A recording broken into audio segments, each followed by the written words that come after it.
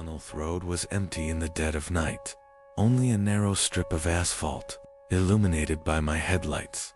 I was returning from a long business trip, and midnight had already passed. I was only a few hours away from home.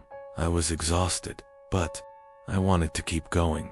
So, I chose a shortcut. Instead of taking the old highway, I decided to go through the mountain tunnel. I am James Holloway, 34 years old.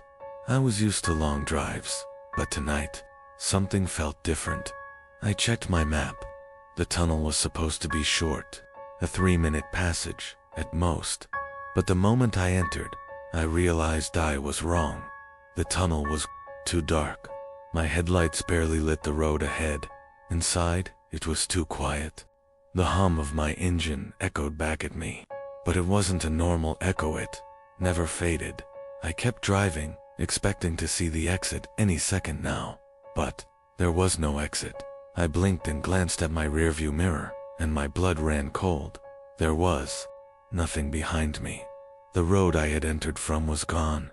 It was as if I had been cut off from the world. I swallowed hard. I should turn back, I thought. But just as I started to turn the wheel, my car jolted violently. Something had shifted beneath my tires. I slammed the brakes. My heart pounded against my ribs. This was a tunnel. What could I have hit? With shaking hands, I switched my headlights to high beam, and then I saw it in the middle of the road, bent backward, crawling on all fours. A person. No doubt something else. Its limbs were twisted at unnatural angles. Its head bent the wrong way, and it was looking at me. It had no eyes, but I knew it could see me. My foot pressed against the gas pedal. I tried to shift into reverse, but the gas wouldn't move. I slammed my foot against the brake. It wouldn't budge. I could do nothing but stare at the thing in front of me, and then it moved. Slowly at first, then rapidly. I turned on my hazard lights, squeezed my eyes shut. This isn't real. This isn't real. But when I opened them, it was gone. Instead, there was a passenger sitting in the front seat, beside me, and I felt its breath on my neck. Every muscle in my body froze. Slowly, painfully slowly, I turned my head, and I saw it, though it had no eyes. It was smiling at me, and then its lips parted. Only one word came out. Drive. 2:47 a.m. I don't know how, but I was still driving. The road never ended. I had to get out of the tunnel, but there was no exit. I reached into my pocket for my phone, but what I pulled out wasn't my phone. It was a rock cold, damp. The road was no longer asphalt. It had become part of the tunnel itself. And then I looked at the rearview mirror, and my heart stopped, because in the reflection, I had no face. Room 205, the journey had drained me. Midnight had passed, and I still had a long drive ahead. But my eyelids were growing heavy. Then, I saw a sign. Blue Pines Motel to 1 mile ahead. I hadn't seen a single building for miles. The road stretched endlessly through the forest, dimly lit by the occasional street lamp. I am Adam Westwood, 30 years old. Returning from a long business trip, my exhaustion had reached its limit. I couldn't keep driving. I pulled into the motel parking lot and stepped inside. The small reception area, it was disturbingly silent. The man at the desk didn't look up as he placed a key on the counter. Room 205, he said, but his lips didn't move. I froze. Had he actually spoken? But I was too tired to think straight. My voice was unsteady as I muttered, "Thanks," and grabbed the key. The room was dark and cold. Faint streaks of light seeped through the curtains. A small worn-out bed, a wooden nightstand, a door leading to the bathroom, and directly across from me, a large mirror. I took off my jacket, stealing a glance at my reflection. Something about it unsettled me. My reflection moved a fraction of a second too late. I shook the thought away. I was just exhausted. My mind was playing tricks on me. I kicked off my shoes and collapsed onto the bed. 1:23 a.m. My eyes grew heavier, And then, I woke up, but I wasn't in the same position. My legs were hanging off the side of the bed, as if I had shifted in my sleep. The clock still read 1:23 a.m. I reached for my phone. The battery was dead. I sat up. The room looked exactly the same, but I could feel it. Something had changed. I turned to the mirror, and my heart nearly stopped, because my reflection was still lying on the bed. My breath caught in my throat. I swallowed hard and blinked. It had to be my imagination. But then, my reflection opened its eyes. It looked at me, and then, slowly it smiled. 1:23 a.m. stumbled backward. This wasn't possible. I turned to the door. I had to get out, but the door was locked. Locked? I hadn't even locked it when I entered. The bathroom door was slightly open. I hesitated, then stepped closer, and inside, I saw someone. I saw myself, but the version of me in the mirror wasn't standing still. It was closer, and it was moving. Its hand reached forward, but I hadn't moved. A tightness gripped my chest. This isn't real. I spun around, my eyes darting toward the bed. The other me was gone, but then, I noticed something else. The door number it was supposed to say 205, but it read 203. This wasn't my room, or it never had been. My mind froze. When did it change? And then, a shadow slipped in from under the door. At first, just a small, shifting stain, but then it grew. It slithered toward my feet, and merged with my own shadow.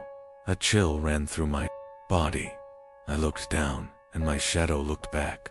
Its head was the wrong shape, too elongated, and then, suddenly, I felt fingers pressing against my toes. A scream caught in my throat as I stumbled back, slamming into the wall, but the reflection in the mirror hadn't moved. I knew I wasn't alone, and then, the doorknob slowly turned. The lock didn't open, but I heard something, a sound from under the bed. My knees buckled. If I leaned down, if I looked, if I saw it, then it would see me too.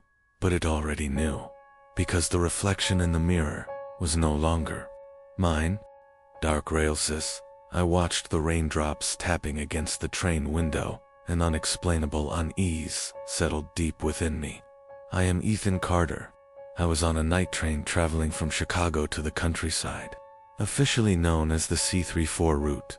This train was an obscure one, consisting mostly of old, worn-out carriages. I had boarded it to visit an old friend I hadn't seen in years. Yet something inside me whispered that this journey was anything but ordinary. The carriage was nearly empty. Apart from an old man sitting 3 rows ahead of me, there was no one else. A strange, metallic scent lingered in the air. The rhythmic clatter of the wheels on the rails echoed through the cabin, yet I couldn't shake the feeling that everything was too quiet. And then, I saw him, at the far end of the carriage, standing perfectly still in the shadows. Was it a man? I wasn't sure. As the train swayed, his silhouette flickered slightly, but he did not move. I tried to get a better look, but an inexplicable dread crawled up my spine, forcing me to avert my gaze. Suddenly the train jolted, and the lights flickered, only for a second, but that second felt like an eternity, and when the lights returned, he was gone.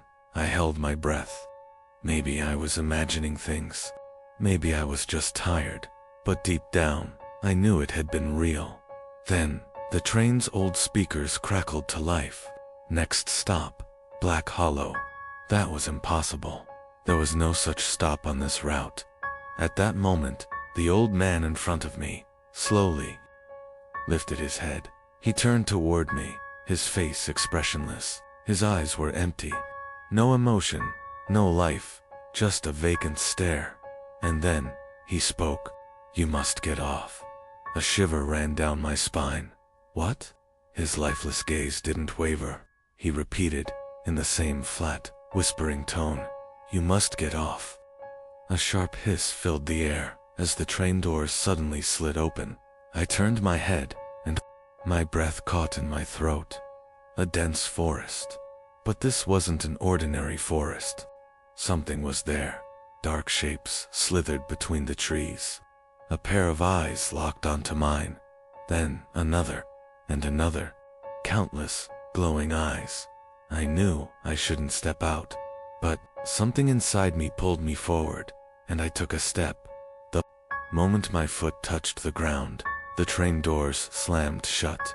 The lights inside the carriage flickered, and in the blink of an eye, the train was gone. Now, I was alone in the forest. Then, I heard it. Whispers. Not the wind voices. They murmured, in a language I couldn't understand. Yet their meaning seeped into my mind like a cold poison. A rustling sound made me spin around, and then, I saw him again, the shadowed man, but he was no longer just a silhouette. His flesh was torn, decayed. Where his eyes should have been, there were only deep, black voids. And yet, he was looking at me. A suffocating terror gripped my chest. I needed to run, but my legs wouldn't move. He took a step forward, then another. A voice inside me screamed, "Move." And, finally, I did. I stumbled backward before forcing my legs to sprint. Branches tore at my skin. Roots tried to trip me, but I didn't stop. And then, through the darkness, I saw a light, a cabin. A warm, flickering glow leaked through its window. I had no other choice. I ran toward it, threw open the door, and slammed. It shut behind me, and then, I saw the table. On it lay a dusty notebook. A cold shiver crawled up my spine as I read the name scrawled across the cover. Ethan Carter. My hands trembled as I flipped it open. The first page held a single sentence, written in faded ink. "It's too late to run." A scratching sound broke the silence from behind the door. Soft at first, then harder. Then, it stopped. I held my breath. Was it over? I hesitated, then slowly stepped toward the door. My shaking hand reached for the knob. I had to look, and so I opened the door. But there was no forest, only a train carriage, the very same one I had stepped out of. But this time, the seats were full, and every single passenger had my face. It hit me all at once. The train never stopped. I never got off, and I never will. From the depths of starless night, in the middle of the ocean, other than the monotonous hum of the engine, there was no sound. I stood on the open deck of the ferry, the wind lightly tugging at my jacket. I am Nathan Ellis, 32 years old. Returning from a long business trip, I had managed to catch the last ferry. My destination was a small town, a few hours from the shore. The ferry wasn't large. Inside, there were a few rows of seats, a small cafeteria, and only a handful of passengers. Everyone was silent. It was as if nobody wanted to be here. I didn't want to be here either, but I didn't know why. There was an unease inside me, something I couldn't quite name.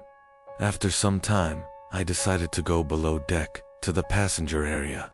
The air felt heavy, stale. About 10 people sat scattered throughout, none of them speaking.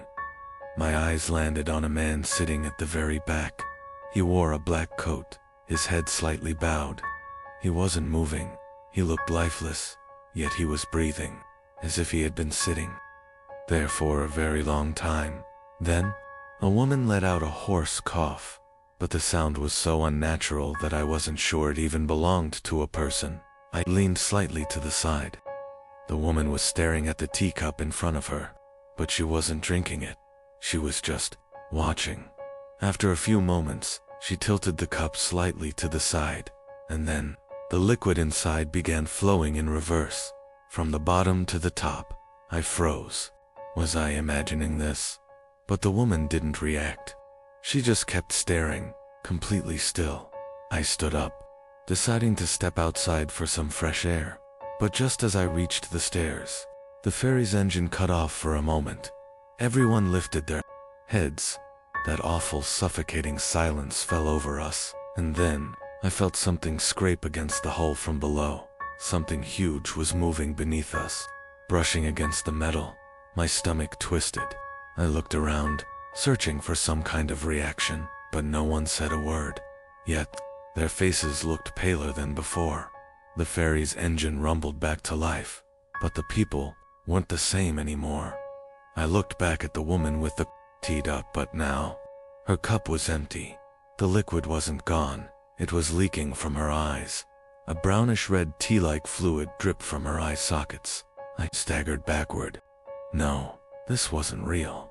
It was my mind playing tricks on me. But then I looked at the other passengers, and I saw that they were changing too.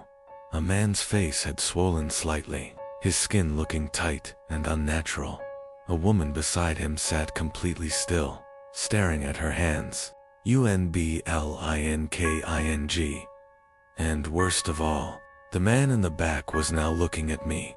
Unmoving. Smiling, his mouth stretched too wide. Panic surged through me. I had to get out of there. I rushed up the stairs, bursting onto the deck. The sea was pitch black, but something was moving beneath the surface. Shadows, tall, elongated figures. They weren't floating. They were clinging to the ferry's underside. A wave rocked the boat slightly, but it wasn't from the wind. It was from them, and then a hand touched my shoulder. I flinched and turned. It was the man in the black coat. His eyes were hollow, but he spoke. "Don't look down." A lump formed in my throat. "What?" He let go of me and stepped closer to the railing, placed his feet onto the edge, and then he jumped. The waves swallowed him instantly, but the moment he hit the water, it turned red. Then, a scream that came from inside. I spun around. The passengers were no longer human. They began to move, and they were turning toward me. I couldn't escape. I was trapped in the middle of the sea. I could only watch, and finally, from beneath the ferry, something began to rise. My breath caught in my throat. The water itself was taking shape. A form was emerging from the depths, and on its face, there was my own face. Empty Seath bus rolled on through the night, swallowed by an endless stretch of darkness. The occasional flicker of streetlights outside did little to break the suffocating void that pressed in. From all sides, I sat near the middle of the nearly empty bus, arms crossed, staring out into nothing. I am Daniel Reeves, 28 years old, traveling for a job interview that I wasn't even sure I wanted. The pay was good, but the location, some town no one seemed to have heard of, Holloway, or something like that. I had Googled it before leaving, but the search results had been lacking just an old map and a few forum posts, none of them recent. That alone should have been a warning sign. There were 4 other passengers. In front of me sat an old woman, silent and still, her face hidden under a dark shawl. Diagonally across, a middle-aged man had dozed off, his head bobbing with the bus's movements. In the very back, a hooded figure sat hunched over, unmoving. And then, of course, the driver. He was barely visible in the dim glow of the dashboard lights, but what little I could see of his face looked wrong, expressionless, too still. Something about him unsettled me, but I brushed it off as exhaustion. At first, everything seemed normal. The road stretched endlessly ahead, but after a while, I noticed something strange. The bus felt hollow, like an empty shell, echoing its own sounds back at me. And there was something else, a faint noise, not the engine, not the wind outside, something softer, almost rhythmic. It took me a moment to place it. My skin crawled. I slowly turned my head, scanning the cabin, and that's when I saw it. One of the seats wasn't empty, but no one was sitting there yet. The fabric of the seat was subtly rising and falling, like lungs beneath skin. I stared, frozen. It wasn't possible. It had to be a trick of the light, or maybe the motion of the bus shifting the fabric then. The sleeping man across from me stirred. He sat up with a sharp inhale, his eyes darting toward the same seat. He saw it too. His voice came out hoarse, barely a whisper. "Who's sitting next to you?" I felt something cold press against my spine. I didn't answer. I couldn't. For the briefest moment, The entire bus was bathed in darkness, and when the light returned, the seat had changed. The fabric had warped, bulging in places as if something inside was trying to push its way out. Then emerged long, bony fingers. They slid out from the cracks between the seat cushions, stretching, flexing. I choked on my own breath, stumbling backward. The bus continued forward, completely indifferent to what was happening. I turned toward the driver, my voice barely steady. "Stop the bus." He didn't react. I tried again, louder. "Stop the damn bus." Nothing. Then, slowly, he turned to look at me through the rearview mirror. His eyes were gone, dark, empty sockets stared back at me. Something was moving beneath the seats now. Not just the one I had seen, all of them. A shifting, writhing movement, as though something was waking up inside the bus itself. The old woman in front of me turned her head unnaturally far around. Her face was wrong. The skin was too tight, stretched thin like it barely fit over her skull. And her eyes, they weren't human. They were black, reflective, like the surface of deep water. Something moving just beneath. And then she smiled. "You're almost there," she whispered. No, no, no, no, no, no, no. I had to get out. I rushed to the door, slamming my fist against it. It wouldn't budge. I turned to the emergency exit, my heart hammering against my ribs, but the windows weren't showing the road anymore. They were showing faces pressed against the glass, stretching, shifting. Some were screaming. Others had mouths too wide, grinning with too many teeth. And then I heard it. It wasn't a voice. It was thoughts. Thoughts that weren't mine. "Stay. We need you. Stay. Be part of the road." The whisper grew louder, and then the seat next to me ripped open. A hand shot out, grabbing my arm. The skin was rough, leathery, like dried flesh. Its fingers wrapped around my wrist, pulling me down. I screamed. I pulled, twisted, fought. My nails dug into the fabric of the seat, which pulsed beneath my fingers like living muscle. And then the bus hit something. I crashed into the aisle, gasping, scrambling to my feet. That the entire bus groaning like a dying animal. The driver's head snapped around completely backwards. His mouth opened, but no sound came out. Only a low, gurgling noise. I threw myself at the emergency exit and kicked hand. Suddenly, I was falling. The cold night air hit me like a wave as I tumbled onto the road. I rolled, pain shooting through my shoulder, my knees scraping against asphalt, and when I looked up, the bus was gone, vanished into the dark, as if it had never been there. Only the endless road stretched ahead, silent, empty. But then, from the distance, I heard the sound of a bus approaching.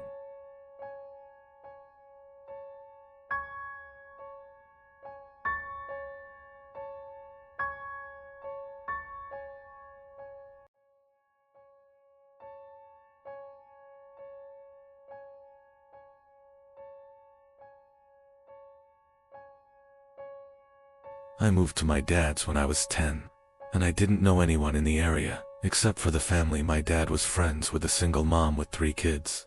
Luckily, there was a girl a couple of years older than me. She was 12 at the time I met her, and we got to know each other a little over a couple of years. We weren't close, but we ended up having the same friends.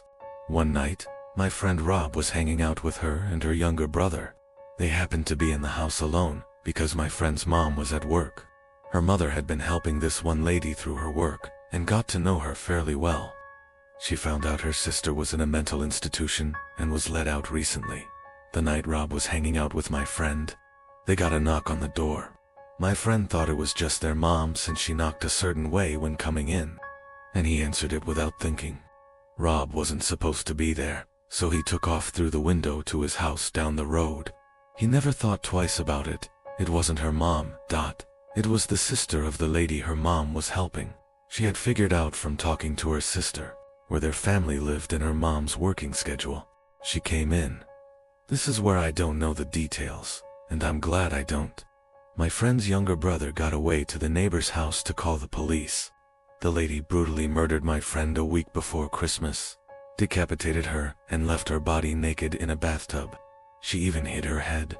They had to look through the presents, and I don't know where they found it, but they did. I wasn't allowed to go to her funeral.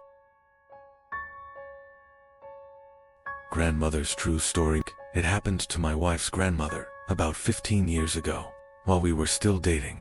Her husband had just passed away about a year previously, but she'd been going down to the library and volunteering. It was her way of exercising socialization. This was in the winter, so her walk back was while it was getting dark. The library closed at 5 o'clock, and there was some extra stuff to do before everyone actually left.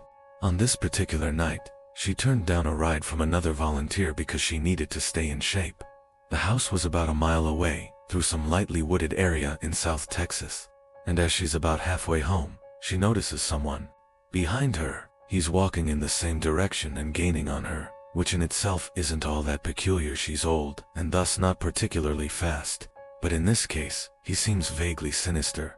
They keep walking. Pretty soon, he's right behind her. Then he falls into pace, just staying behind her. Now she knows something's up, but she's almost home. She can see the top of her driveway coming up, and she had left her lights on so it would look like someone was home when she walked in. She just needs to make it another 150 yards. The whole time she said he was so close that she could feel his breath on her neck. Around maybe 50 yards. It happens. A strong hand on her shoulder.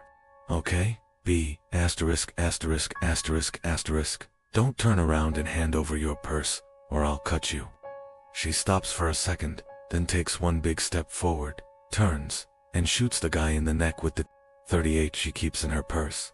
The guy spent the next 5 years in a prison hospital before he died of complications.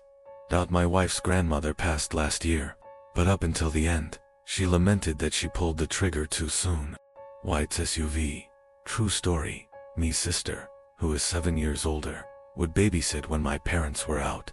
At the time, she smoked a lot, and my parents made her smoke outside, of course. So I'd follow her outside, play around, annoy her, and such. One day, my sister noticed a car at the end of the driveway, just sitting in the road. It was a white SUV, with a bike rack on top. It had the most tinted windows I'd ever seen. You couldn't see inside from the side. It sat there until she went inside, then would drive to the end of the road and sit at the church parking lot, waiting until she'd come out again for another smoke, and it would repeat. Odd, but my sister was a brave lady and just kind. I've ignored it. That is, until the next day, while my parents were out again, and it showed up again. It would sit at the end of the driveway and just watch. I don't know what the driver was doing, but he was watching my sister. I know because if I didn't go out, I'd watch from the front window, and it would just sit there and watch my sister. She told my father, who was a sheriff's deputy at the time, and he called the cops and made a complaint. They showed up, looked around, but the SUV was nowhere to be seen. Months went by, nothing. Then, one day, a good 9 months after this had all started, and around 4 months since the last sighting, it was back. It became a regular occurrence. One day, my sister was outside, doing her usual, and sure enough, here it came.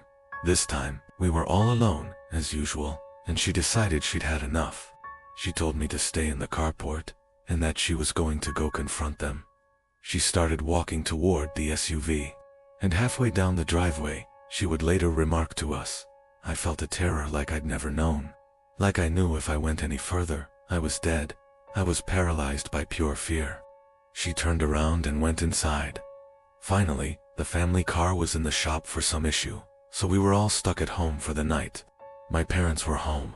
My sister went outside to smoke. I went outside with her, and eventually, the SUV showed up. She told me to run inside and tell my father, and I did.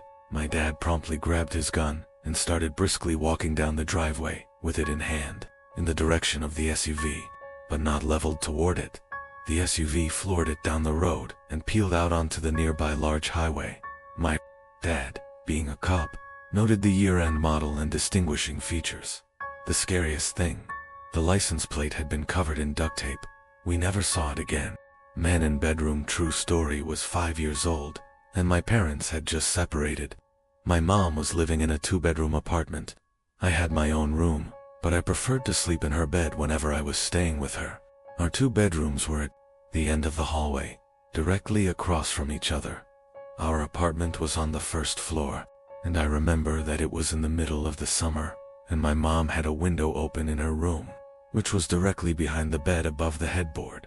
Anyways, I woke up in the middle of the night and remember sitting up and seeing that our cat was sitting in the doorframe of my mom's room. I should note her door was open, and you could partially see into my bedroom. This was strange, because our cat was typically always in bed with us. As I was watching him, he walked into my bedroom and meowed. I turned to face my mom and woke her up. In the few seconds it took me to wake her up and ask what was wrong, we both looked back up at the doorframe, and there was a man standing by my open door, making his way out of the bedroom. I still don't know how she managed to do it so quickly, but my mother proceeded to pick me up and literally throw me out of the screen window. She quickly followed, and we were able to start screaming for help, and someone called 911. The police came but didn't see any signs of forced entry, only that our front door was unlocked, which led them to believe that the man must have exited that way. The strange thing was that my mom swore up and down that she had locked the door that night with the deadbolt and chain lock. About a week later, she was cleaning the kitchen and opened up our water heater closet. She found a notebook with names and drawings, as well as a pair of gloves and some gum wrappers. The police were called again, but all they could do was speculate that the man had been in our house and hid until we were asleep. One day, while doing my laundry, one of the lights blew out in my basement.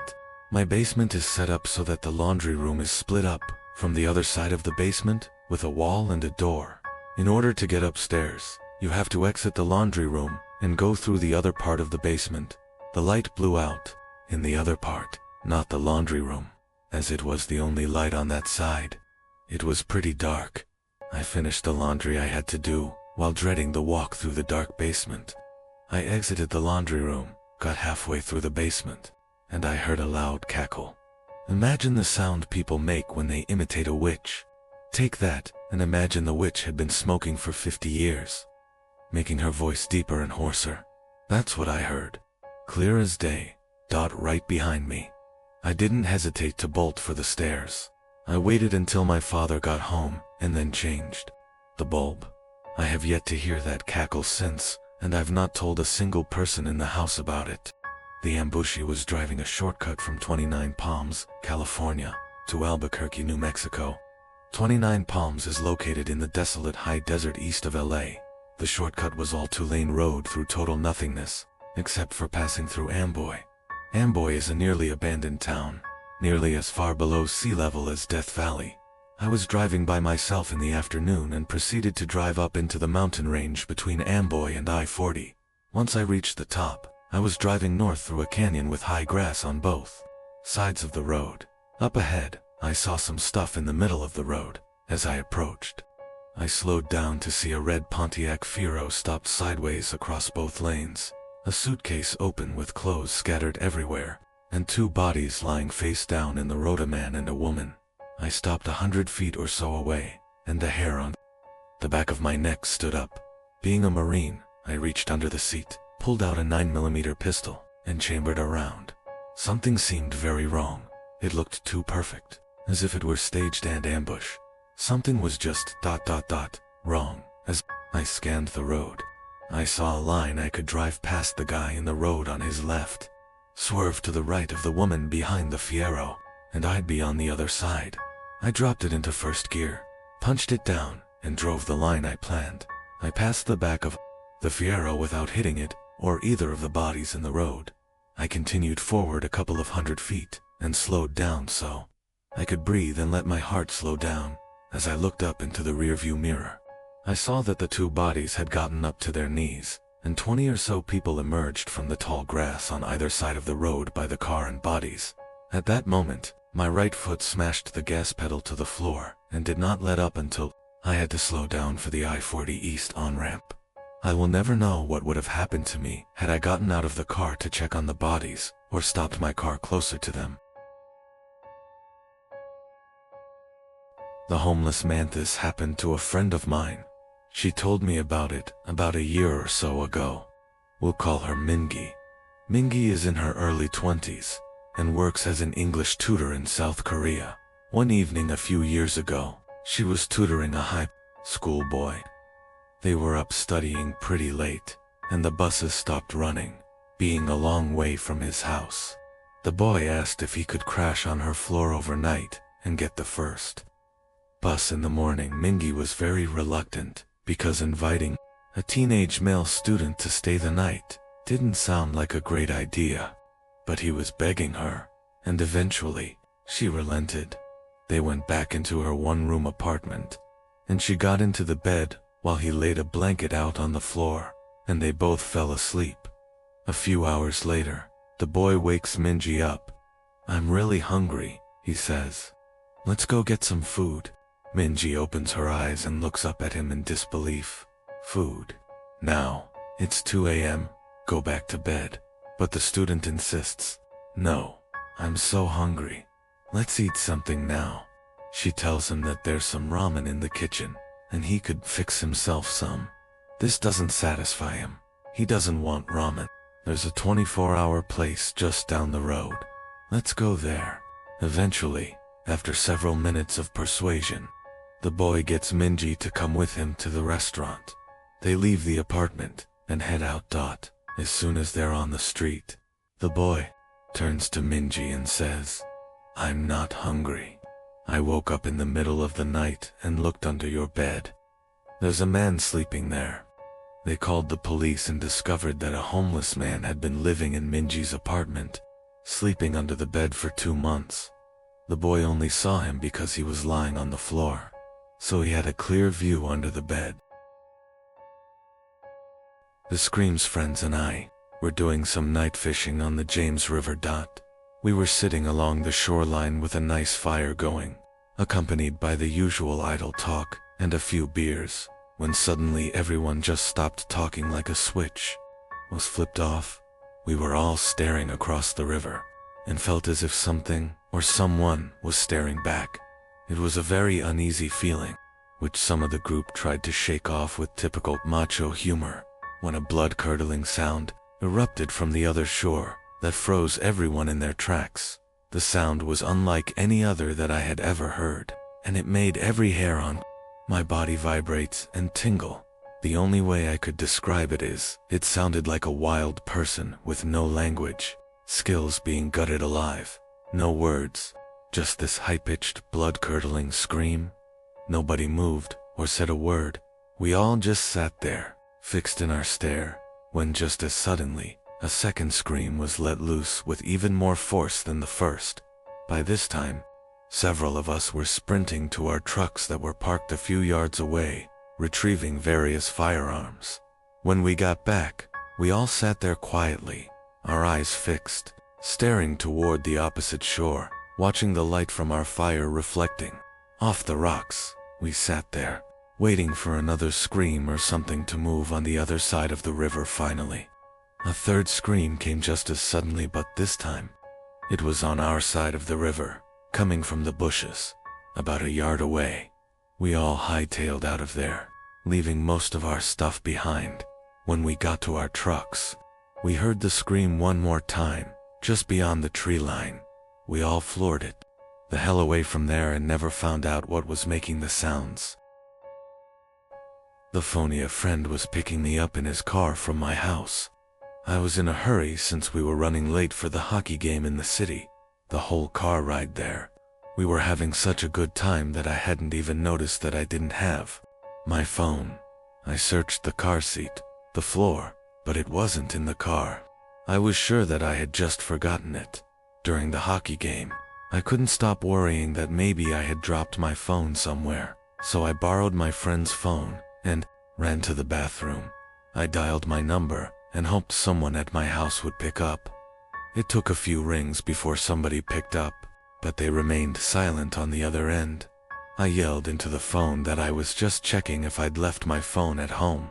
They didn't answer. I assumed it was my little brother just messing with me, so I hung up. I got home late that night to see that my parents weren't home. I got inside my house and called them to see where they were. They told me that they had gone out to eat and see a concert at the park with my little brother. They said they left soon after. I had for the game and should be home in around half an hour.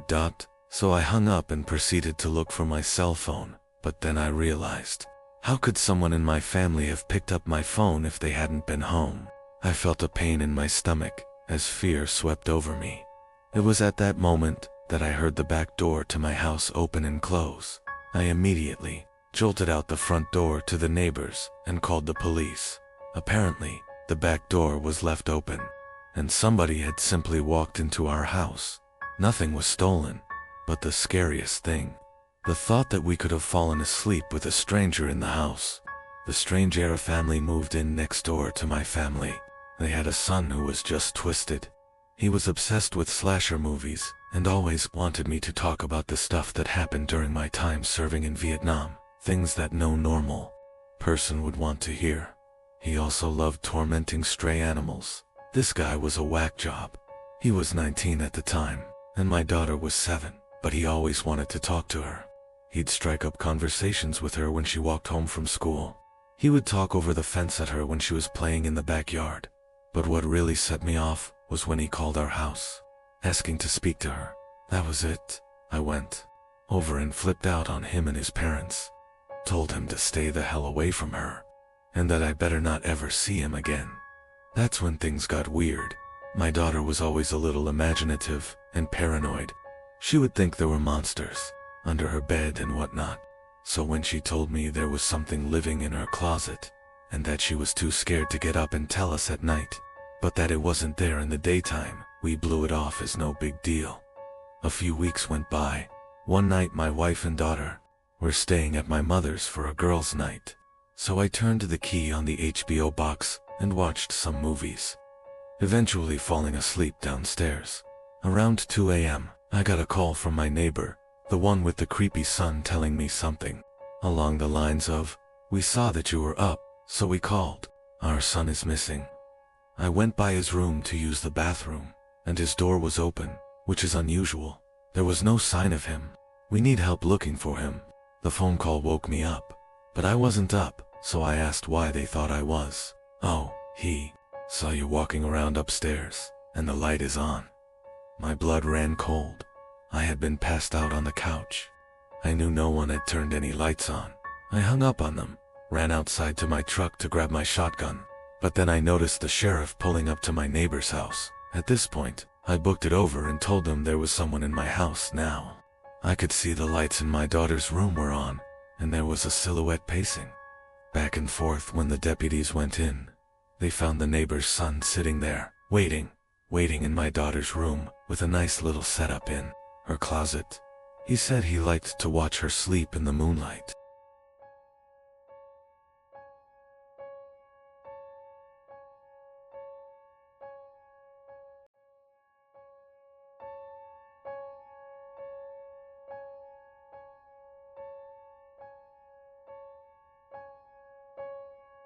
I remember this just vaguely, since I was little at the time, maybe 7, in my old house. My room had its own floor. It wasn't even supposed to be a bedroom. It was more of an attachment to the attic, or a closet-type room. The people that owned the house before us used it as a playroom for their daughters. My room also had a huge closet door that was attached to the attic.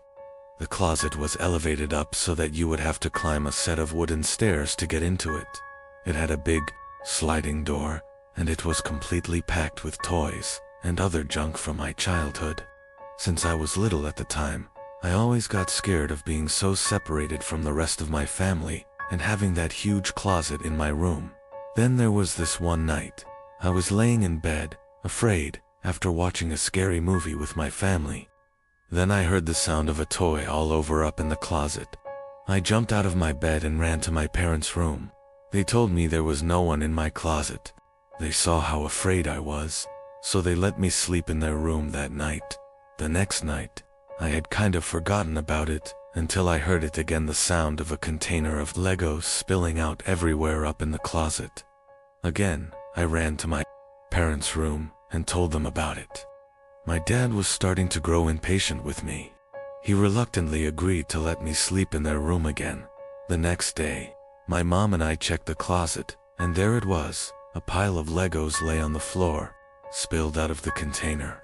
I thought this was proof that somebody was in my closet, but my mom assured me that it simply fell over. That night, my dad locked his door.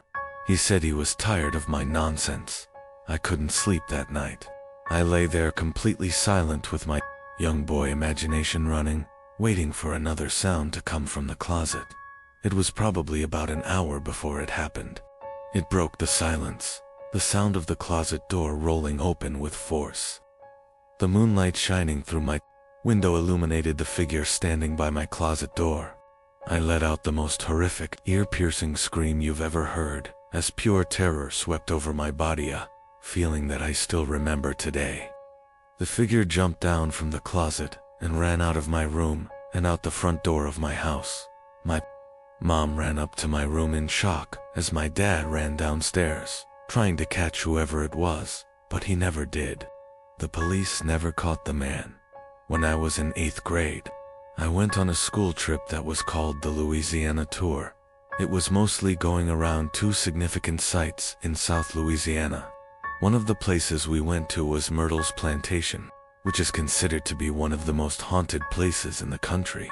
There are all kinds of stories about the place, but at one point, we were standing in a room as a part of a larger group, and the tour guide was talking about something I don't remember what. As I'm standing there, I start to hear what sounds like someone hitting a piano key.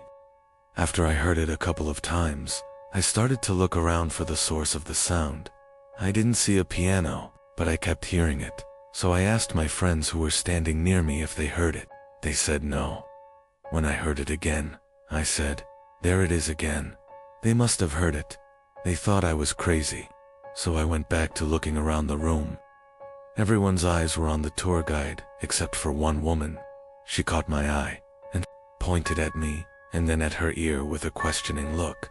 I realized she was asking if I heard it too, and I nodded at this point.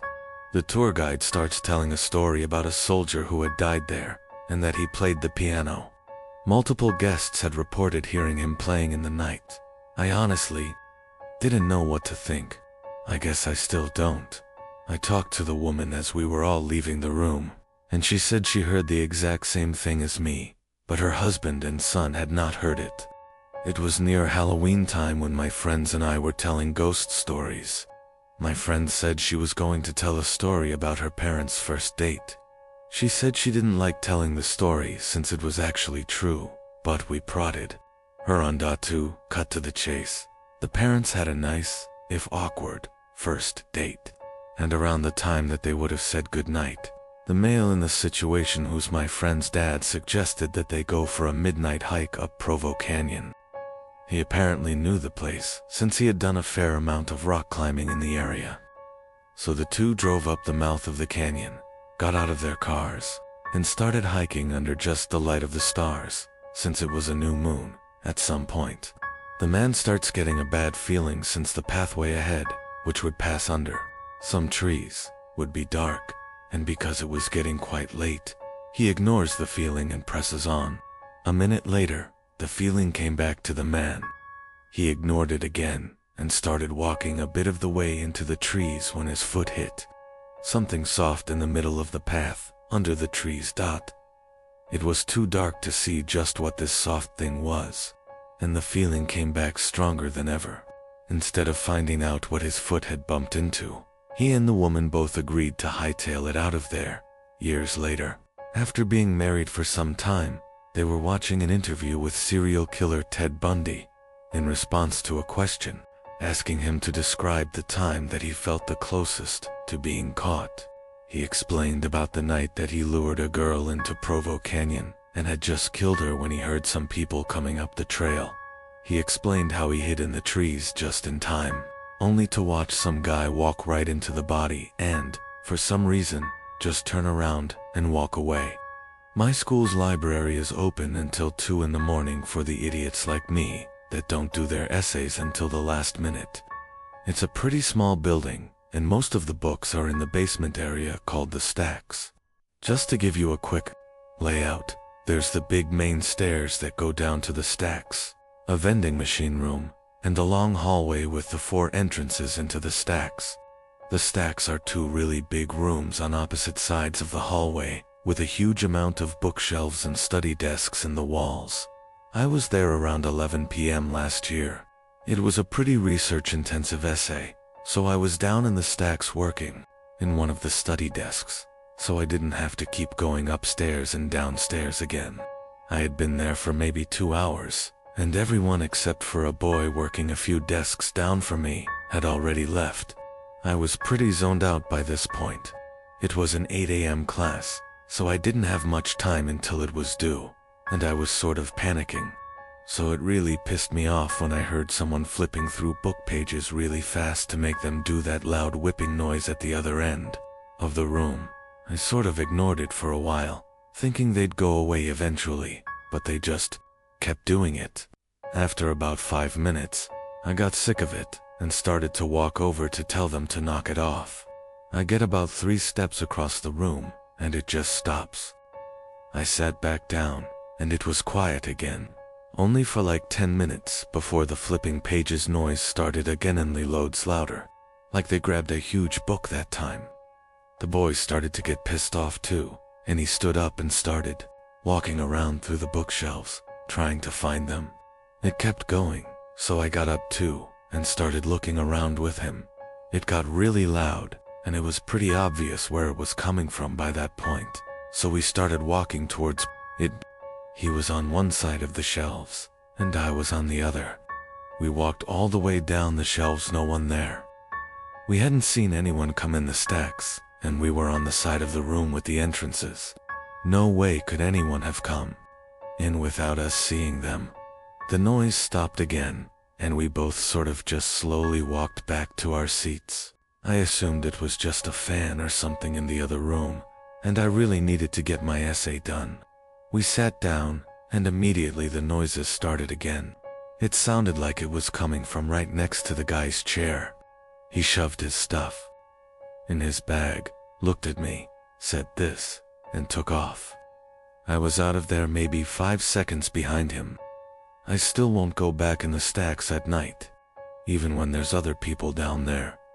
This happened when I still had my fishing boat. It was a horrifying experience that will never leave us.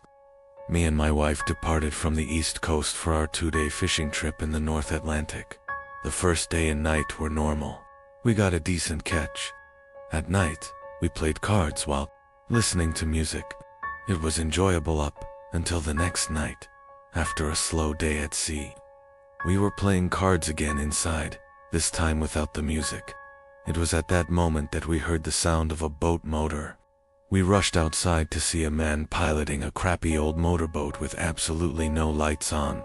He had stopped directly in front of our bow. The man was middle-aged.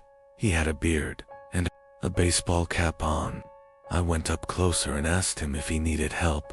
He asked us if we had any spare gasoline. I apologized and told him we didn't. I asked the man if he was low on fuel and if he needed a ride back to the shore, but he declined. He claimed he had plenty of gas, which brought an awkward silence as me and my wife wondered why he asked us for gas. Then the silence started to creep me and my wife out, mostly because of the way he just blankly stared at me. The only reason I could see was because of the deck light in the front of our boat. Other than that, we were surrounded by darkness. The man finally broke the silence and asked us if we had a good catch that day. I told him we didn't, still trying to be polite, even though the situation was odd and creepy. I asked the man how he was getting around in the darkness, but all he gave me was a chuckle, as if I had made a joke. I figured he misheard me. He turned his little motorboat around, and the last thing he said to us was, "Nice meeting you folks." He sailed off into the total blackness surrounding us. Me and my wife were completely weirded out. My wife told me she was afraid he was going to rob us. Being a fisherman, you run into and make conversation with other sailors and fishers all the time, but I knew something about that guy was off. The fact that he came up to us so late at night, so far from the shore, and alone in that little motorboat. And the way he acted, we were both really uncomfortable. So I decided to turn out our lights and sail a bit north just to make sure the guy couldn't find us again. Call me paranoid.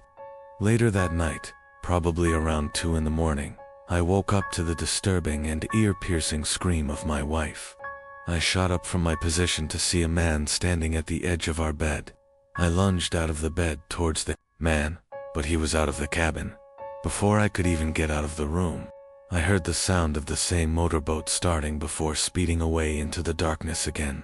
We sailed all the way back to the shore that night and reported the man right away. Of course, nothing was ever heard of the topic again. We still have no idea what the man wanted or what he was planning on doing, but it still gives me nightmares to this day. The way my bedroom was laid out was that across the room from my bed, there was a small alcove that did not receive any light because of the closet that was slightly in front of it. The closet blocked the ceiling light and the ambient light from outside when it was dark. I was in my 4th year of high school and was trying to sleep but couldn't. You know that feeling like someone's staring at you? I was feeling it. I couldn't shake it, and it just felt like whatever was staring at me had such malicious intent in it. I opened my eyes, and my gaze was drawn to that dark corner of the room where I saw a hazy, darker outline in it. I got goosebumps, but thought that it was nothing. I'm just imagining things, I told myself. I closed my eyes again, trying to force myself to get to sleep, but I couldn't shake that evil feeling staring at me. Then there was a creaking sound, the sound of somebody putting pressure on the floor. I opened my eyes again, and that shadow thing was in the opposite corner now. All my inner senses went ballistic, and I threw my pillow and blanket over my head as I cried myself to sleep, all while hoping that the thing wouldn't come closer. I know I didn't imagine or dream it, and it still sends chills down my spine to this day. It was the first time my family ever went camping together. I was 18 at the time. We probably wouldn't have gone if it weren't for my brother and sister, who were still only 11 and happened to be twins.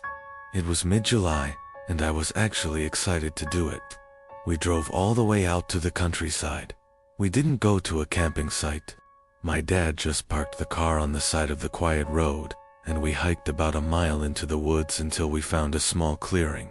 We pitched our 2 tents, one for me and my siblings and one for my parents. Come nighttime, I couldn't sleep at all. Trying to fall asleep in that sleeping bag was like trying to fall asleep on the grass. I just couldn't get comfortable.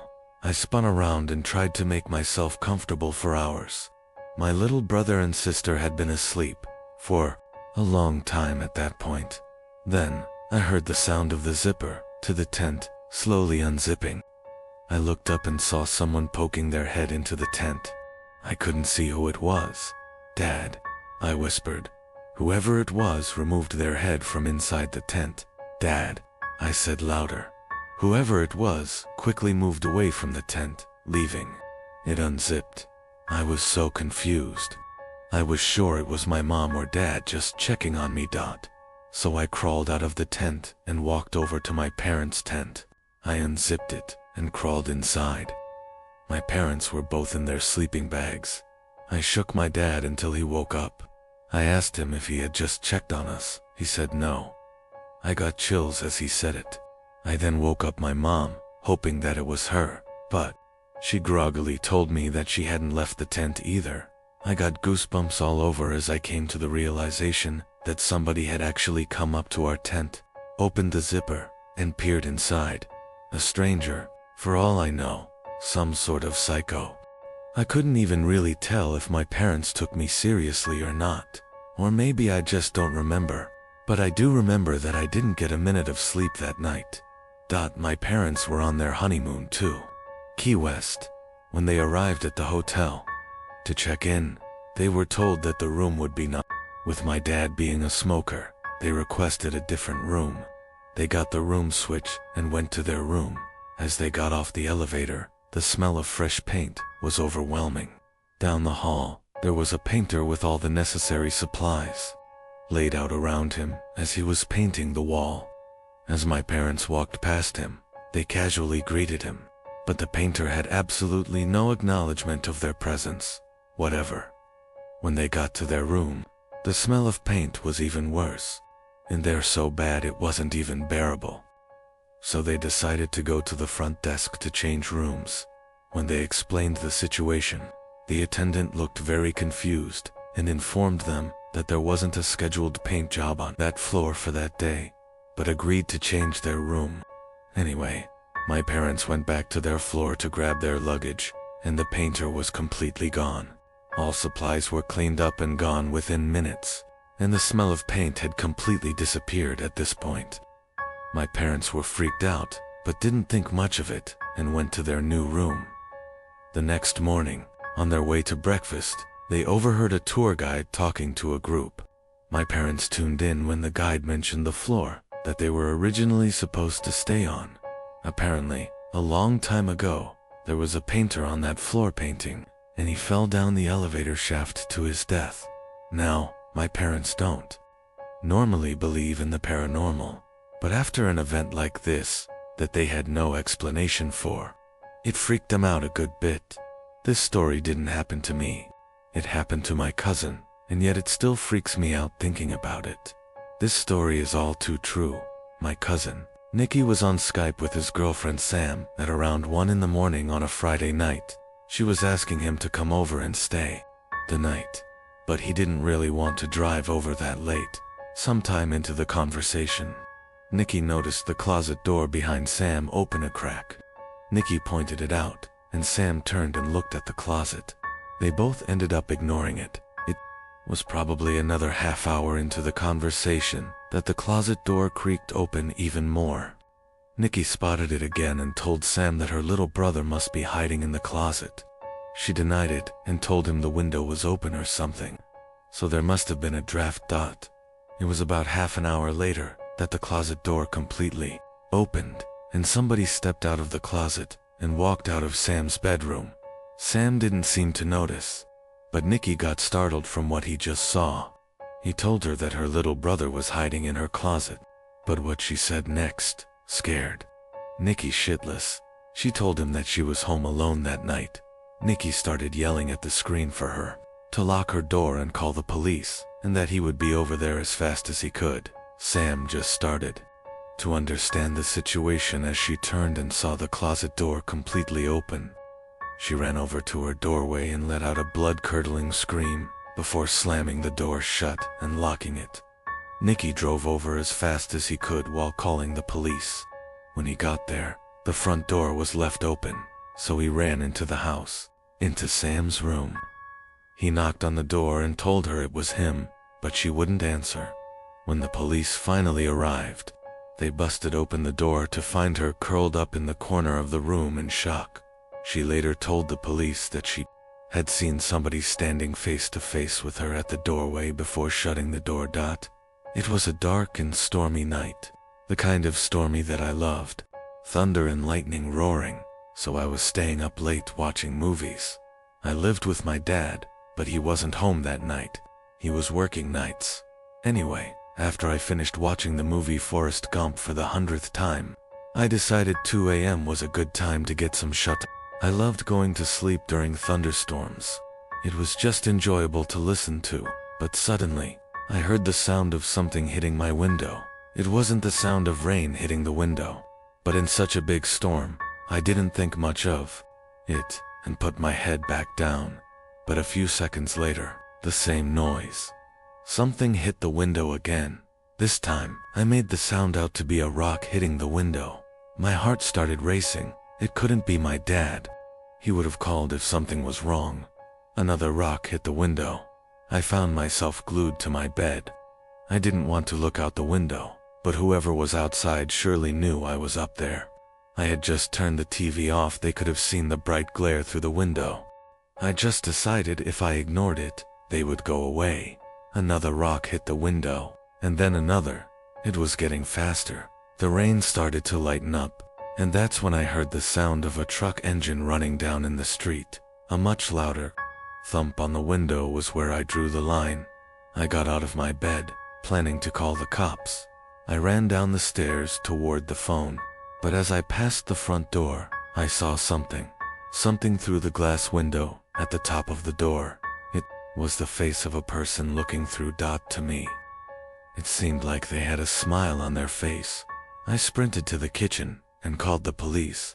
They said there was an officer nearby, and they should be there shortly. Whoever was at the door started fiddling with the doorknob and eventually ramming into it, trying to bust it open. I grabbed a knife for protection and yelled that the police were coming before running back upstairs to my room. After about a minute, the ramming on the door stopped, and there were no more rocks hitting my window.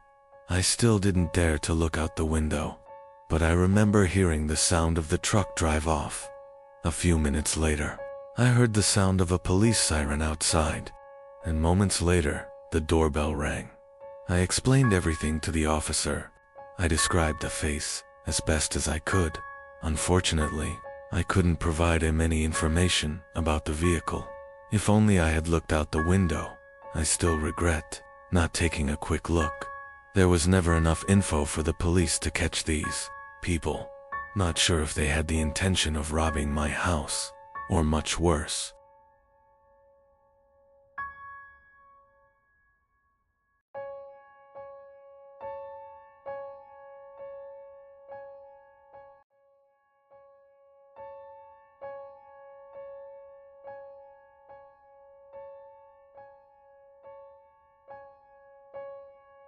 This happened during a Boy Scout campout when I was 15.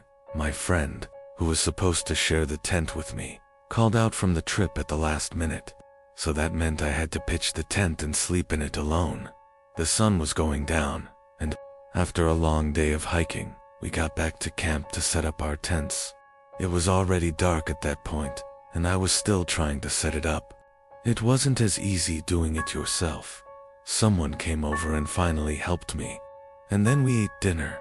After the telling of scary stories around the campfire, we all went to sleep. I guess I was a little happy that I had my own tent at that point since I had more room.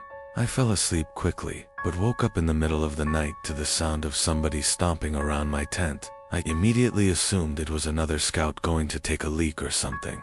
You may be thinking that all our tents were pitched right next to each other, but our scoutmasters actually had us pitch our tents far apart, so I was pretty far from my closest scoutmates. The stomping around the tent seemed to just be going around in a circle, so at that point, I was sure somebody was messing with me. I asked who it was, and in response to that, they stomped off into the woods. I almost found myself going out and following them, but I figured it wasn't worth it, and just tried to fall back asleep. But after that, it was hard too. Sure enough, the stomping came back and started circling the tent again. I was pissed off now, so I got up and unzipped the door to the tent. I was expecting to see another scout, but when I confronted the person making the noise, instead, I saw a grown man, probably 6'5", in his mid-30s. My heart was racing, and I couldn't even gather up the courage to scream. The man gave me a creepy smile and then brought his finger to his lips, signaling for me to be quiet. I did a quick 180 and sprinted to my scoutmaster's tent, screaming like a baby. He ran out before I even reached the tent, and I told him about the man I saw. He and the other scoutmaster ran over to my tent with one of the hunting rifles, but they didn't find the man. They did, however, pick up on the tracks the man left walking around the tent. We were all told to bring our tents closer together, like literally right on top of each other. The trip was cut short the next day, and we all went home. I have never gone camping since, and I never will again. So me and a couple of my buddies went camping last summer alongside the Willamette River. We actually had a decent hike into the deep end of the woods. We did some night fishing, listened to music, and basically drank to the point where everything was funny. Later in the night, I would guess we finally called it a night somewhere past 2 a.m. I shared a tent with one of my buds, while the other two shared another tent. We heard them laughing about something that first We laughed at the sound of their laughing, but it soon got annoying, and we yelled for them to shut up. One of them responded, "It isn't us." I sat up, startled at the response. I came to realize that it was the sound of only one person laughing, and it didn't sound like either one of my friends. Even in my drunk state, I realized how odd it was for somebody to be out this far in the woods so late at night. The laughing gradually got closer and louder to our campout. My friend shot up and looked at me with a worried look on his face. I heard my other friends scream over to us that they were getting freaked out. As the laughing got even closer, I could make it out very clearly to be the laugh of a male, probably in his 30s or 40. It sounded like he was as drunk as us, messing around with friends. But we only heard his laugh, nobody else. There was something indescribably creepy about his laugh, too, as if it was missing something to it. You had to be there to understand what I mean. The laughing was now just at the edge of our campsite, but we couldn't hear any footsteps at all now. That may not seem like a big deal, but it was impossible to move through that area without making noise. Finally, all of a sudden, the laughing stopped completely. We had no idea where whoever that was standing, as he hadn't made a single stepping sound. We sat there in silence, looking at each other. My friend was clearly freaking out, but he was keeping it together the best he could. Finally, something broke the silence, the sound of something rubbing against the cottony fabric of the tent. We saw the outline of a hand through the moonlight pressing on the tent. We both screamed at the top of our lungs before getting out of the tent. We ran as fast as we could through the woods, our other friends following us. After about 5 minutes of running, we somehow found our car. I actually puked from running so much before taking the wheel. I don't condone drinking and driving, but I still believe we were justified in this situation. He had been living on snakes, bugs, and selling firewood for money, but he said we were the first people he'd seen in a few weeks. His stories were all over the place, and I knew he was lying about a lot of what he told us. He wasn't alone, even if he claimed to be. He even took us to his camp, where there was tons of stuff for several guys, not just one. He said he liked camping up top where he could see everything and everyone. Then, he showed us our campsite. He had a straight shot view. By now, it was dark, and he helped us get a fire going. I was trying to politely get him on his way back up the hill so I could have a minute to process all this. When he left, I started whispering to my boyfriend that there was no way in hell I could sleep with that lying, sketchy, homeless creep right up the hill. He didn't have a gun, knife, or even a dog to protect ourselves if we needed to. My boyfriend somehow convinced me to stay a little longer, so he planned to stay the night, but all throughout the night, we heard twigs and branches snapping around our tarp, as if somebody was watching us. It was that man. I knew it was. He was standing out there watching us. I said, "Let's quietly get our stuff together and get the hell out of here." Which we did. Only we left our new tarp set up, because that would make too much noise, and he'd know we were leaving. As soon as I stood up with my pack, ready to get the hell out of there, he yells, "Leaving so soon?" We proceeded to get away from there as quickly as possible. The most disturbing thing as we were getting away from there, the man yelled for us to come back. That only made us go even faster. In my mind, we were either getting robbed, raped, killed, or something, because he was not alone. His stories didn't add up, and his background of where he came from made me believe he was running from something and was trying to hide by living off the grid.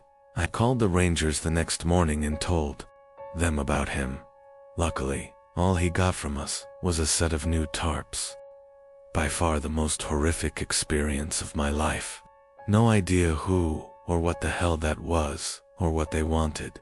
After college, I went backpacking in the Canadian wilderness for a few weeks by myself. To put this in perspective, I was in the middle of nowhere. The nearest town was a 3-hour bus ride away, and I only saw one other person who was from a distance. He was in a canoe during the entire 7 days.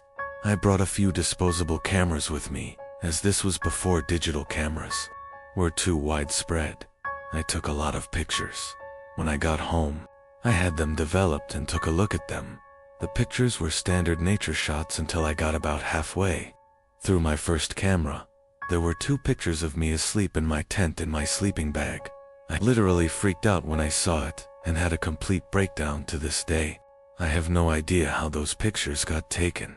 I haven't been camping since, and I sleep with my door open and my curtains shut. I still get the paranoid feeling that whoever took those pictures is still watching me somehow. My boyfriend and I decided to go out to the gorge for some quality time camping. We had always gone with several other people, but this was the first time it was just us 2. When we got out of our car to prep our gear for the mile hike back to the camping spot, 2 dudes came out of the trailhead, eyed us, and went back onto their old-school Volkswagen camper van. Had a weird feeling but shrugged it off and proceeded back to our camping spot. I had previously camped in the same area a handful of times and knew it pretty well. Once we got back there, I knew of a handful of different camping spots and proceeded to check them all out for the one that would be ideal for us. I noticed what looked like someone camping further up the hill, so I picked a spot a little further down where we'd most likely be out of sight, not out of earshot, though, as I heard him yelling with someone else back over on the trail. It was starting to get dark by the time we got everything set up, so I figured I'd start looking for firewood. Suddenly, this guy appears out of nowhere and asks us if we'd like any help and offered to sell us a bundle of firewood for $10. I laughed because we were in the woods, thus surrounded by wood, which I could pick up off the ground for free. He then said that I wouldn't find much because they'd already cleared it out over the past few weeks. I asked him how long he'd been camping up there, and he said almost a month. I already had the creeps about him, and he claimed he was up there by himself. I asked him why I heard him yelling with someone then, and that he had referred 2 more people. When he was talking about the wood, he stammered and was like, yeah, there's some dudes I know camping over there but up on the other side of the river. Then he proceeded to tell us that he'd been lonely since he arrived. He's from Pennsylvania, took a bus to Lexington, and had been living in the woods back behind where I currently work. I knew exactly where he was talking about because I saw some homeless people, immigrants, and drug addicts coming in and out of those woods every day. So, basically, he was a homeless man who somehow got a ride out to the gorge and decided he would just live there instead.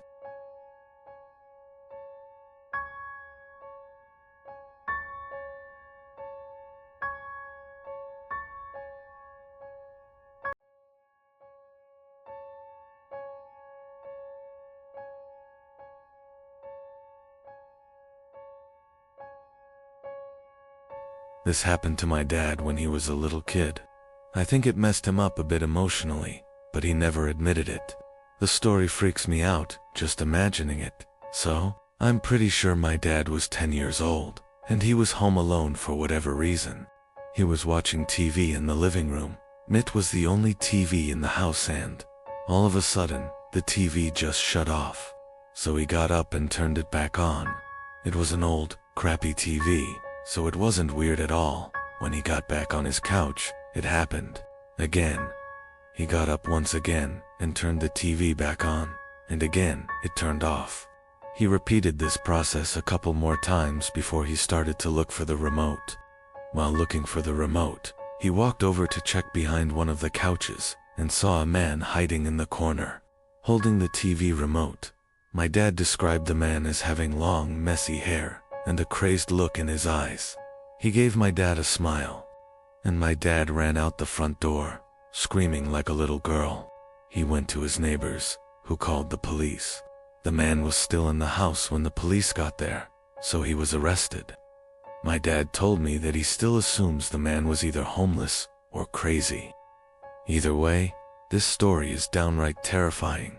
My friend told me about something that happened to her when she was younger, about 8 or 9 years old. She was walking home from school and got her key out to let herself into the house.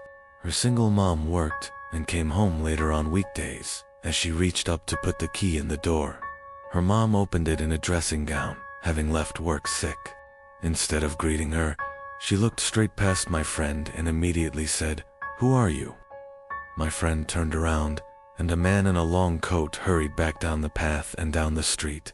Being ill that day had possibly saved her daughter from something potentially horrible happening to her. Before I start this story, I want to note that Jacob's mother is a drug addict, and his father really didn't have much wrong with him outside of being with his mother. One night, when Jacob and his father were asleep, they heard a series of loud banging, scratching, and moving noises coming from the mother's room. Jacob's father jumped out of the bed, ran down the hall, and started slamming on the door. His mother opened it, yelling at him to quiet down and that he had woken her up. He asked her about the sounds, but she hadn't been awake to hear them. Jacob's dad would have assumed that she was on something again, but something was wrong. The window was open all the way, and the TV had been moved across the room, still plugged in, with the screen facing outside. Jacob's dad was reasonably scared. He shut the window, got into bed, locked the mother's room from the outside, and made her sleep in the living room. He stayed up most of the night. He woke up Jacob at dawn, while it was still dark out. Jacob went out to the kitchen, where his mother already was. A couple of minutes later, his dad walked in, wide-eyed. He pointed at Jacob and his mother, and held his finger to his lips. They both quieted down. They heard something shuffling around on the roof, going from edge to edge. Jacob's dad had a bat. They sat together in the room quietly. Minutes later, the sound went away. Jacob's grandmother was called, and she was asked if everybody could stay at her place for a while. She said yes, and told them she'd come pick them up. Jacob finished eating and went to sit on the couch. There was no TV in that room, so he sat in silence. He looked over at a door to an empty room in the hallway. The door was open. There was a finger wrapped around the side of it. Jacob screamed and pointed at it. His father grabbed him and ran out. Jacob's mother followed behind. They went to a gas station and sat out front until they saw Jacob's grandmother's truck. Jacob described how unnatural the finger looked. He said it reminded him a little bit of a foam finger in length and width. It was wrapped clear around the doorframe, with the door itself latched on the opposite side. They didn't go back to that house much after that. Once they had gotten everything out, they never went back again. Nothing was stolen, and the window in the empty room was open. I was 13 years old. I had the most isolated bedroom imaginable. Mixed that with a wild imagination, and I was often up late at night, scared and paranoid, unable to fall asleep. My bedroom was on a separate floor of the house, on the opposite side of my parents' room. They had no way of hearing what was going on. I was absolutely petrified. Needless to say, no sleep was had that night. I told my parents about it the next morning, and they told me it was probably just my imagination, but I was certain it was not. This story still gives me nightmares to this day. I was staying with one of my best friends in North Carolina, where I had a job interview. I was coming from New Jersey, and my friend Mike offered to let me crash at his place for a few days. He didn't necessarily live too close to the company. I was interviewing for about 2 hours away, but I also just wanted to see one of my good friends again. So, this happened after the second interview. I came back to Mike's place in a good mood, as I had been offered the job on the spot. We celebrated in the yard that night with a few friends and a few beers, or a lot of beers. We stayed up late and basically got shit-faced. People were coming and going all night. That's the kind of person Mike is. He didn't really keep track of who entered and left his house, so, at about 4 in the morning, after everyone had left, we called it a night. I struggled to make it up the stairs into the bathroom. I drained a snake and soaked my face with hot water, and it was at that moment that I thought I could see something in the corner of my eye. I turned to the half-open door and saw an eye poking in at me through the crack of the door. I let out a loud, holy underscore, and in my drunk and clumsy state, I fell to the floor. When I got back on my feet, the eye was gone. I stumbled out of the bathroom and called Mike's name. I heard him call out in response from downstairs in the kitchen. It couldn't have possibly been him. I didn't hear anyone go down the stairs, but I asked if he was up there anyway. Expectedly, he replied with a no. I can't remember fully, but I assume I just brushed it off under the assumption that I had too much to drink. I made it to the guest bedroom and basically fell onto the bed, barely managing to throw the covers over myself. You know, when you're drunk, you fall asleep easier. That's an understatement. I think I fell asleep seconds after falling onto that bed, only to wake up after an unknown duration of sleep. I immediately felt the unbearable headache coming on and began to rub my head. It was probably a little before sunrise. The room was a bit chilly. My foot was sticking out of the covers, hanging over the edge of the bed. And then it happened. I felt something extremely cold grab onto my foot and start stroking it. I then heard a raspy voice whisper the words, "Can you help me?" I sat up and screamed at the top of my lungs, before sprinting out of the bed and out of the room, meeting Mike at the top of the stairs. I called the police, and they arrived shortly. The intruder was actually a woman in her late 40s who clearly suffered from some kind of addiction. She admitted to simply walking right into Mike's house and hiding in a closet. The eye I saw was hers, peeking at me while I was in the bathroom. I always make sure to cover my feet with my sheets now.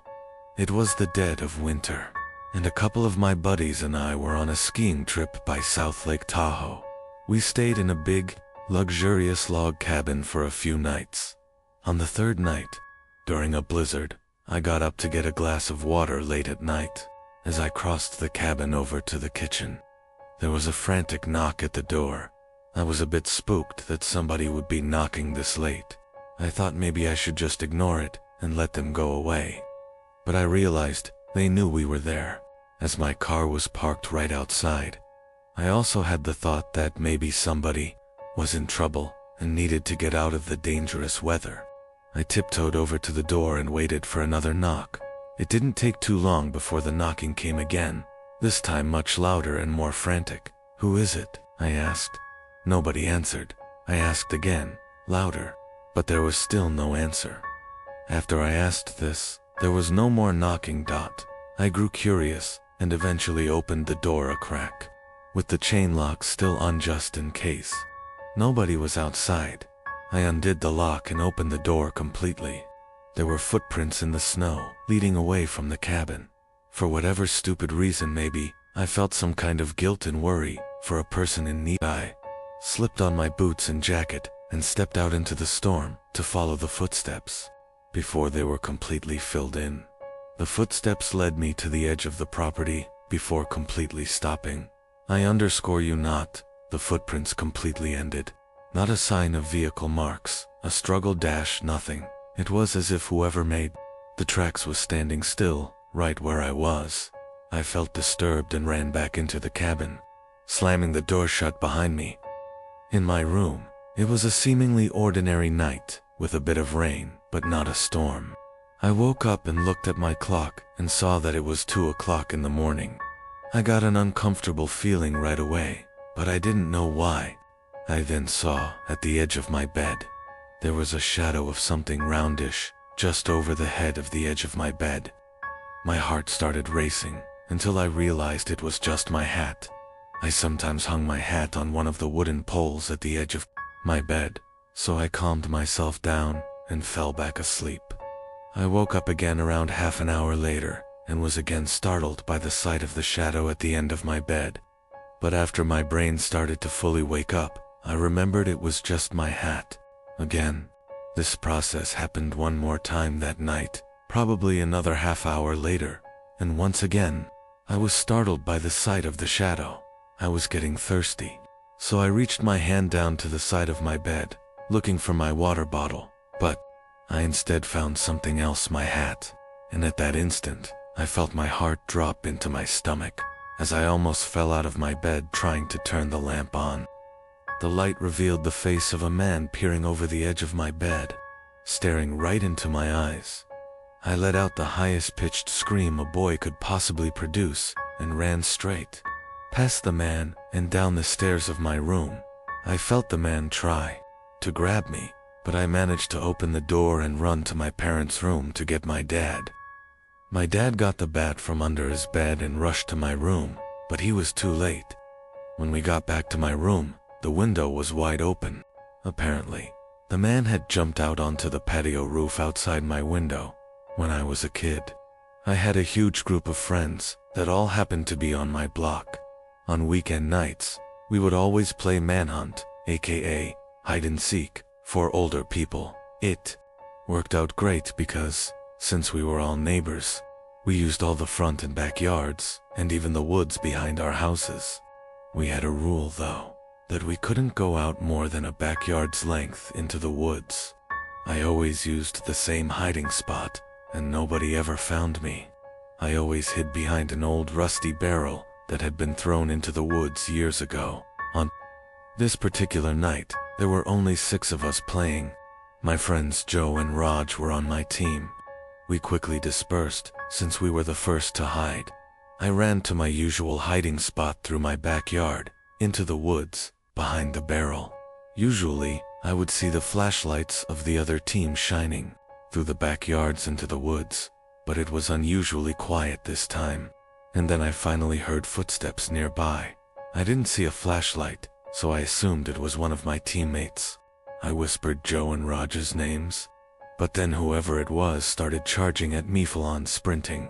I immediately shot up and ran out of the woods to find a new hiding spot in my backyard, but nobody ever came out of the woods. I heard all my friends calling my name from out front, including Joe and Raj, so I assumed something was wrong and went up front. I saw Joe's parents talking with my parents, with all my friends surrounding them. My parents seemed a bit relieved to see me, so I was naturally really confused. They told me that a police officer had just passed by and warned them about a serial rapist spotted in the area, and that all the kids should stay indoors. I explained what happened to me in the woods, and my parents started freaking out, making 100% sure that I wasn't lying. They called the police. I really don't know if he was ever caught, but I really hope he was. I try not to think about what would have happened to me had whoever that was caught me. When I was maybe 12 or 13, my mom, my stepdad, and our 2 dogs went to the beach for a weekend. We rented an apartment all the way at the back of the shore.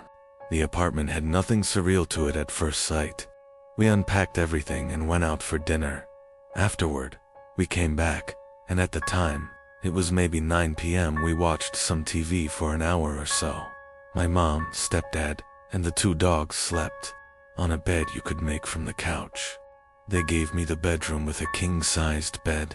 I went to bed and used my computer for a while to play some games that I had pre-installed, since I knew that there would be no internet connection there. I stayed up playing games pretty late. At night, I decided it was time to get some shut-eye and go to sleep.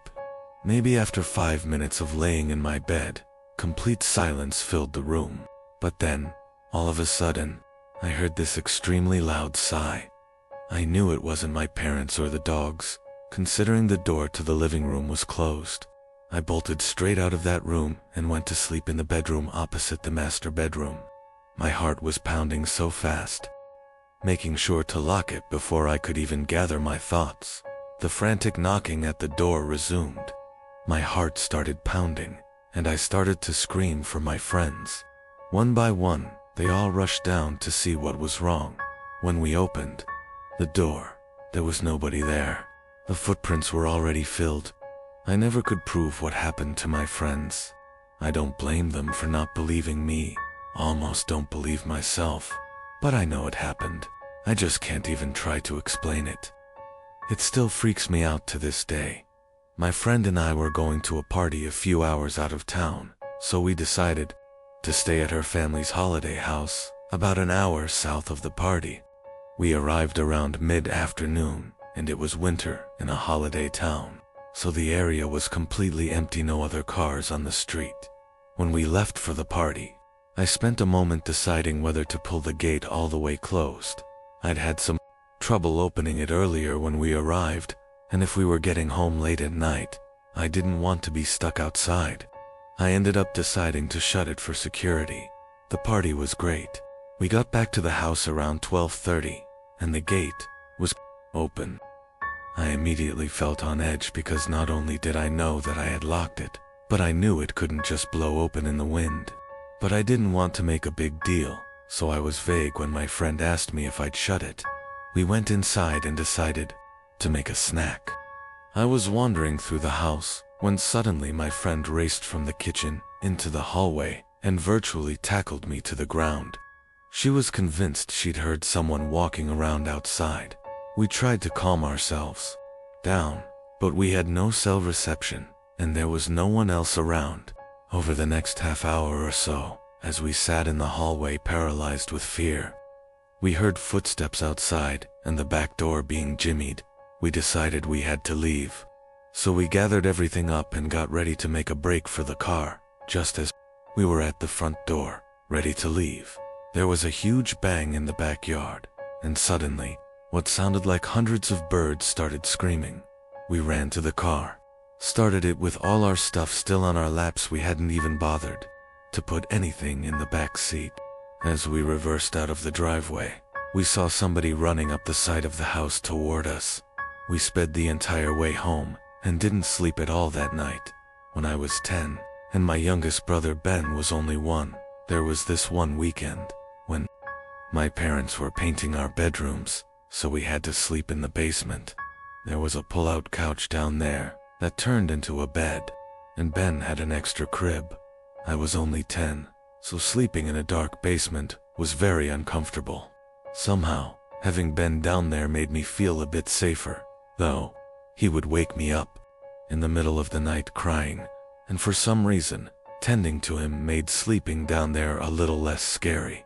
But there was this one time that I woke up to him screaming, not crying, screaming like no 1-year-old should.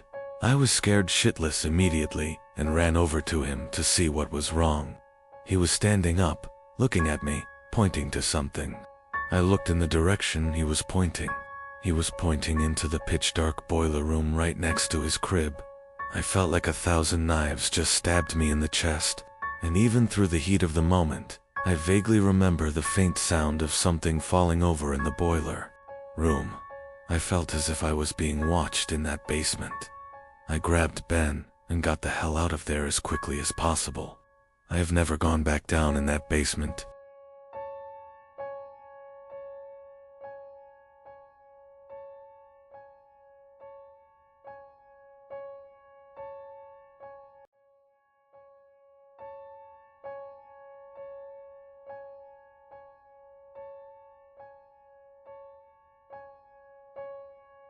I'm a 22-year-old girl. I was looking on Craigslist to buy a couch for my new apartment a month ago. I found something I thought seemed like a good deal. From the pictures, the couch seemed to be in great shape. The seller wanted to be contacted by email. His email was mexicanpoppy666@hotmail.com. I felt that email was a bit off-putting, but I still went ahead and emailed the man my offer. He responded within 5 minutes, accepting the offer and asking for my address. I honestly felt uncomfortable with his asking. I did not want a stranger coming to my house. I suggested that I just come to his house to pick it up, but he continually insisted that he come to my house. Eventually, I stopped responding, and a day later, he emailed me again, giving me his address. I didn't know if I should go at that point, but it seemed like a steal almost too good to be true, and according to his address, he didn't live too far, so I got in my van and drove over to the seller's house. I immediately noticed that the house was a bit smaller than all the other houses on the block. When I rang the bell, a middle-aged man wearing a baseball cap answered the door. He gave me a huge smile and invited me in. I was immediately feeling uneasy. He led me into his living room, and I saw the couch. Immediately, I saw scuff marks and small tears in the couch. It was not at all in the shape that it appeared in the ad. I commented on this, and he just smiled and offered to lower the price. I told him I wasn't interested, and here's where things started getting creepy. As I was making my way out of the house, he put his hand on my shoulder and offered to give it to me for free if I was willing to, quote-unquote, give something to him. I let out a disgusted gasp and got back into my car. I didn't even look up out the window, I just drove away from there quickly. But it doesn't end there. That same night, I was laying in my bed watching TV when I thought I heard somebody stomping up the steps of my porch. I muted the TV and was able to clearly hear the sound of somebody fiddling with my front doorknob. I jumped out of my bed and tiptoed over to the front door to look through the peephole, but whoever it was already gone. And then, I thought, I could hear the sound of the gate to the backyard opening and closing. That was when I grabbed the phone and dialed 911. Soon after, I heard the sound of somebody fiddling with the doorknob to the back door of the apartment. I yelled to whoever it was that the police were on their way, and after that, I heard the sound of the gate opening and closing again. They were gone. This was a month ago, and nothing has happened since, but I still can't sleep at night. I'm 99% sure it was the man that was selling the couch. He must have followed me home. There's no way it was just a coincidence. I don't plan on using Craigslist anymore, and I'm still trying to find a new apartment. I was looking for a car to buy for my son for his 18th birthday. I was searching all the typical car websites, dashcars.com, eBay Motors. They were all overpriced, as expected. Craigslist was the only place to find an actual deal. About a week into my search, I found an '03 Toyota Camry. It had 67,000 miles. No accidents, no damage, and was in good condition for only $3,500. It seemed like a steal for such a reliable car with such low mileage. The seller lived about 10 miles from me, which was a reasonable drive when looking for a car. I gave him a call to set up a time to come check it out. The man sounded normal on the phone. He assured me that there were absolutely no problems with the car. He introduced himself as Bob. I brought along $3,500 in cash, even though I planned on wiggling down the price as much as possible. I pulled up the dirt road to Bob's property about 15 minutes early. It was a tiny little house with a decent-sized property only, because it was a bit far from the nearest neighbors. The garage was open, so I walked over to see if anybody was inside, but except for an unusual amount of car parts, it was empty. The car was nowhere in sight. The only car on the property was an old pickup truck. I went over to the front door to check the house numbers. It was the right address. The doorbell button was missing, so I knocked on the front door. I knocked for exactly 5 minutes before deciding to give the man a call. So I dialed his number, and I heard the sound of a cell phone ringing from inside the house. I was extremely confused at this point. Now I knew I had the right house. I didn't understand why, if he was home, he wasn't answering. I decided I had to take a peek through one of the windows to see if anybody was inside. Peering through the glass, I couldn't really see much, as it was pretty dark inside the house. I saw a very old-fashioned dining room set, but across from that, I saw somebody standing at the back door of the house, staring outside. I figured that must have been Bob. So I knocked on the window, but he didn't even move. There was no gate or anything to the backyard. It was just a wide open yard. Since this wasn't a rural area, I simply walked around the house to the backyard. I didn't understand how he couldn't hear me. When I got to the back door, I made a shocking realization. The figure standing by the door was a taxidermied human being. I ran straight back the way I came and back to my car. I looked up one last time before driving off. The blinds to the window I had peeked into had been shut, but I could see 2 of the blinds bent open. Somebody was at that window watching me. You can probably guess. I had the gas pedal to the floor the whole way home. The whole situation still makes no sense. All the car parts, the fact that there was no Toyota Camry, the taxidermied human being. The fact that there was no car there leads me to believe that whoever that man was, he wasn't planning on selling me anything. And that also leads to the disturbing thought that I was very close to becoming a lifeless statue staring out that man's back door. I was looking to buy the iPhone 5 about a year ago. I found a guy on Craigslist who was selling his for $200. He claimed it was in mint condition and that he wanted to upgrade to the 5C. I didn't know much about how to go about testing a phone to make sure everything worked, so I brought my little brother along, who knew a lot more than I did. We met halfway at a Dunkin' Donuts parking lot at around 10 o'clock at night. Two large, intimidating guys stepped out of a black Honda Civic and walked over to us. One of the guys pulled out the phone and showed it to me. It didn't have a scratch on it.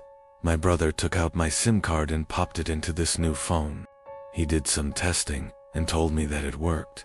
The guy then asked for $250, even though he originally asked for $200. I lied and told him I only brought $200, and he seemed a bit unhappy with this. I did have $250, but I didn't want to spend more than his original asking price. I kind of figured it was his way of making sure I didn't haggle down the price.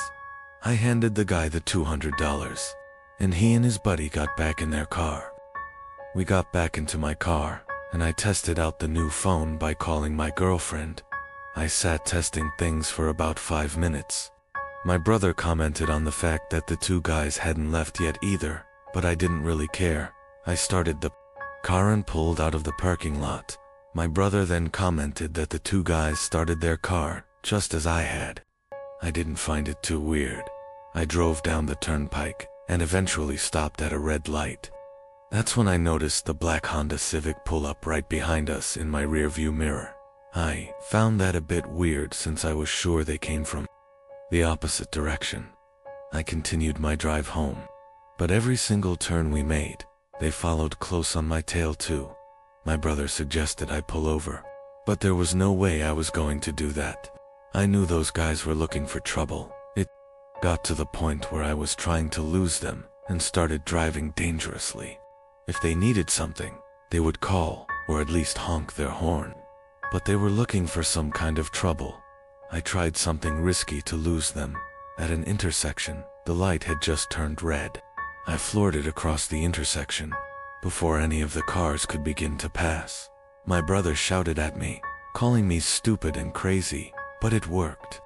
They didn't follow. We got home after the extra long drive. My heart was still racing from the intensity of the situation.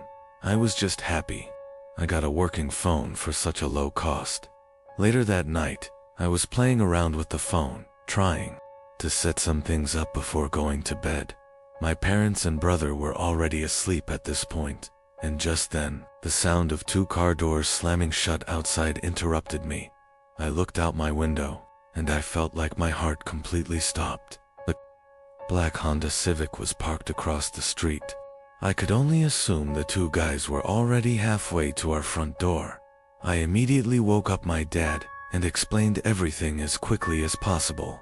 He got up, grabbed a baseball bat, and crouched behind the front door. A loud knock came at the front door. My dad screamed at them to go away. One of the guys on the other side of the door claimed to have a gun and said that he would shoot the lock off of the door if my dad didn't open up. My dad told me to call Joe, our friend, who lives 2 doors down, who happens to be a police officer. I called Joe, and he said he would be right over and to stay hidden. Here's the part that still scares me to this day. There was the sound of a silenced shot from a pistol. I peeked over and saw a bullet hole in the door, inches away from my dad's head. My dad ran away from the door, and we all listened. We heard Joe outside yelling at them to drop their weapons. My dad went outside to help. When they lowered their guns, Joe arrested the 2 guys. I have to say this was the scariest day of my life, but it was also the best I had ever felt in my entire life.